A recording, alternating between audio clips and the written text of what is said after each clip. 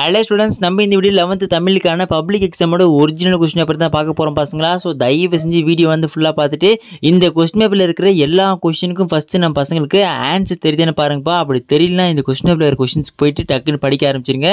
ஏன்னா இந்த பேப்பர் வந்து நம்ம பசங்க மாடல் பேப்பர் நினச்சி பாருங்கப்பா. கண்டிப்பாக இதுலேருந்து உங்கள் பப்ளிக் எக்ஸாமில் பல கேள்விகள் வருவதற்கான வாய்ப்பு அதிகபட்சமாக இருக்குன்னு உறுதியாக சொல்கிறேன். இந்த வீடியோவில் நம்ம பசங்களுக்கு புட்டு வைக்கிற 1 மார்க் எப்படி படிக்கணும், குருவினா சிறுவனை எப்படி அட்டன் பண்ணணும், முக்கியமாக நெடுவினா நீங்கள் எங்கே படிக்கணும், எதெல்லாம் படிக்கணும் அப்படின்ற மாதிரி எல்லா டிப்ஸ் அண்ட் ட்ரிக்ஸ் சொல்றப்பா.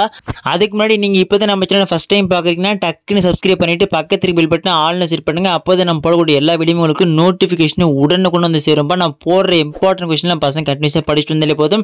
கண்டிப்பா நீங்க பப்ளிக் எக்ஸாம்ல தமிழை பொறுத்த வரைக்கும் மார்க் தரமா ஸ்கோர் பண்ணலாம்ப்பா. சரி வாங்க வீடியோக்குள்ள போயிடலாம். ஸோ ஃபர்ஸ்ட் நம்ம பார்க்க போகிறது சூஸ்ப்பா. ஸோ 1 மார்க் பொறுத்த வரைக்கும் இந்த சூஸில் தான் பார்த்தீங்கன்னா பாதி பேர் மிஸ்டேக் பண்ணுவீங்க. ஸோ தயவு செஞ்சு நம்ம பசங்க மொத்தம் 14 சூஸில் மொத்தமே 10 சூஸ் 10லேருந்து 15 சூஸ் வந்து பார்த்தீங்கன்னா உங்களுக்கு வந்து புக் பேக்லேருந்து வந்துடும். சரிங்களா, அதில் எந்த ஒரு மாற்று கருத்தும் இல்லை.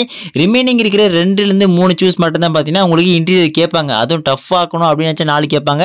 இல்லை ஒரு லிபரேட்டாக விட்டுலாம் அப்படின்ற பட்சத்தில் நம்ம பசங்களுக்கு 2லேருந்து 3 சூஸ் தான் கேட்பாங்க. சரிங்களா, ஸோ அதனால் முடிஞ்ச வரைக்கும் நம்ம பசங்க புக் பேக் சூஸை ஃபுல்லாக முடிச்சுட்டு ரிமைனிங் அந்த அடிஷ்னல் கொஸ்டின் சொல்லிட்டு கைடில் இருக்கும் பார்த்தீங்களா, ஸோ அந்த கொஸ்டினை பார்த்தாலே போதும். நம்ம பசங்க அந்த கொஸ்டின் அட்டன் பண்ணிடலாம். ப்ரோ எந்த கைடுன்னு ரெஃபர் பண்ணலாம் ப்ரோ அப்படின்னு கேட்டிங்கன்னா, என்னை பொறுத்த வரைக்கும் கோனா ரெஃபர் பண்ணுங்க.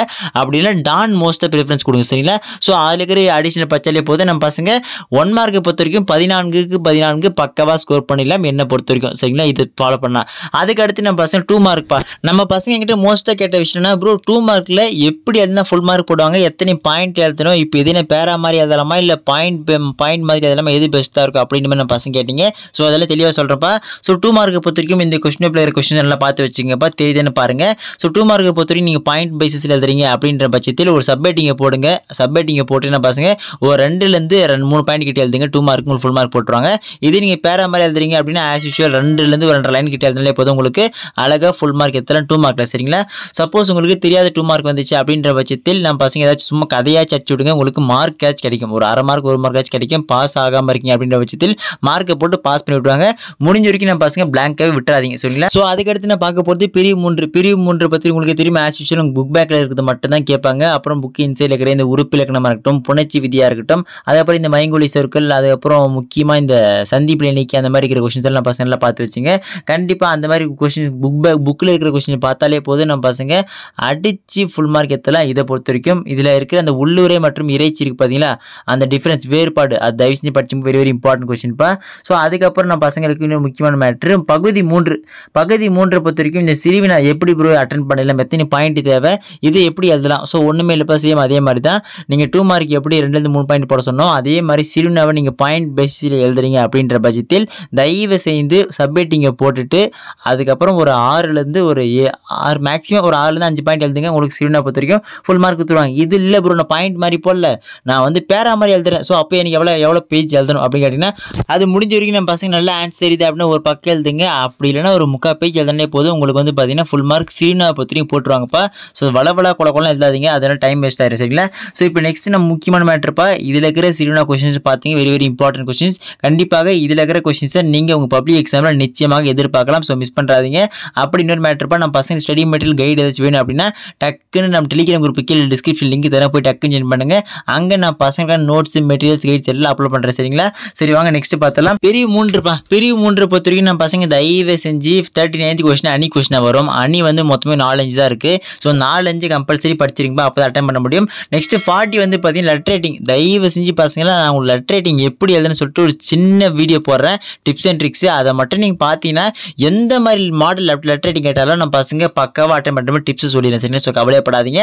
அதுக்கு அடுத்து வந்து கவிதைப்பா. ஸோ கவிதை வந்து நீங்கள் படிக்கல மாட்டீங்க, ஓனாக தான் எழுதணும். ஸோ அந்த டைமில் நம்ம பசங்க சப்போஸ் உங்களுக்கு தெரியாத கொஸ்டின் வந்துச்சு இதில், ஸோ அந்த டைமில் என்ன பண்ணலாம் கேட்டிங்கன்னா, கண்ணை மூடிட்டு கவிதை பக்கம் போயிடுங்கப்பா. கவிதை பக்கம் போனீங்கன்னா ஏதாச்சும் ஒரு கவிதை எழுதி விடுங்க. நீங்கள் ஏதாச்சும் ஒரு கவிதை எழுதி விட்டாலே போதும், நம்ம பசங்களுக்கு ஆன்சர் மார்க் போட்டுருவாங்க. உண்மைதான் பசங்க நான் சொல்கிறேன், கவிதைக்கு வந்து ஆன்சர் இல்லை, நம்ம கொடுக்குறது ஆன்சரு. இப்போ எக்ஸாம்பிள் நம்ம எங்கள் வீட்டு பிள்ளை நம்ம சிவகார்த்திகேயன் சொன்ன மாதிரி பட்ட பகலிலே பங்குனி வெயிலிலே என்னை பார்த்து சிரிக்கும் நிலா.